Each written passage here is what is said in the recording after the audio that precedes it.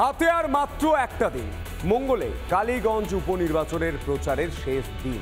তার আগে প্রচারে ঝড় তুলতে শাসক বিরোধী দুপক্ষই হাজির। ফিরহাদ হাকিম থেকে জুন মালিয়া, শুভেন্দু অধিকারী থেকে সুকান্ত মজুমদার, দুই ফুলেরই লড়াই হেভিওয়েটদের সমাবেশ প্রত্যক্ষ করল কালীগঞ্জবাসী। আরও বেশি ব্যবধানে প্রার্থীকে জেতানোর ডাক ফিরহাদ হাকিমের। অন্যদিকে স্বচ্ছ ভোট হলে জেতার সম্ভাবনা প্রবল বিজেপি প্রার্থী, এমনটাই দাবি বিজেপি। দেখো,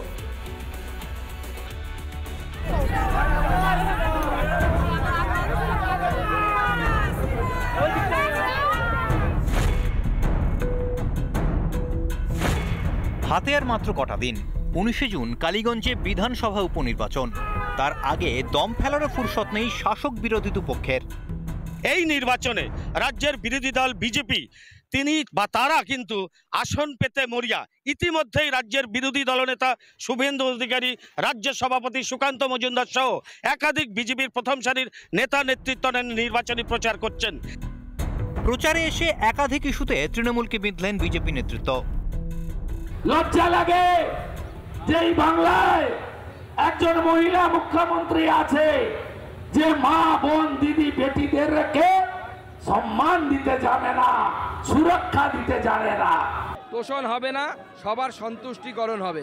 তো বিজেপির নীতিতে আসুন, আপনার উন্নয়ন হবে, আপনার বাড়ির ছেলে ডাক্তার ইঞ্জিনিয়ার এসব হবে।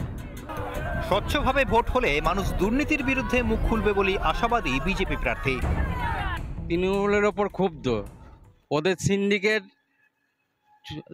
ছিনতাই, রাহাজানি এবং বন্ধ সুগার মিল, বেহাল স্বাস্থ্য ব্যবস্থা, বেহাল রাস্তাঘাট এবং কর্মসংস্থান নেই, যার জন্য মানুষ ক্ষিপ্ত এদের প্রতি। মঙ্গলবারই প্রচারের শেষ দিন, তার আগে পুরো দমে মাঠে নেমে পড়ল শাসক দল। সোমবার কালীগঞ্জে দলীয় প্রচার সারেন ফিরহাদ হাকিম, জুন মালিয়ারা। আমি কখনো বলবো না যে আমার সম্প্রদায়ের মানুষ আরিফা তাইতাকে ভোট দাও না, আমাদের কাজের উপরে ভোট হবে, মমতা ব্যানার্জির কাজের উপরে ভোট হবে, মমতা ব্যানার্জির যে নিরিখে যে উন্নয়ন হয়েছে উন্নয়নের উপরে ভোট হবে। উপনির্বাচনের কাজকর্ম খতিয়ে দেখতে নদিয়ার কালীগঞ্জে আসেন নির্বাচন কমিশনার মনোজ কুমার আগরওয়াল। সোমবার নদিয়ার জেলা শাসক সহ সকল সরকারি আধিকারিকদের সঙ্গে নিয়ে নির্বাচনী কর্মকাণ্ড খতিয়ে দেখেন তিনি। নদিয়া থেকে পলাশকান্তি মণ্ডল, রিপাবলিক বাংলা। নানা ধরনের কন্টেন্ট দেখার জন্য লাইক করুন, শেয়ার করুন আমাদের ফেসবুক পেজ, সাবস্ক্রাইব করুন আমাদের ইউটিউব চ্যানেল। পাশাপাশি অন্যান্য ব্রেকিং নিউজের জন্য অবশ্যই চোখ রাখুন রিপাবলিক বাংলায়।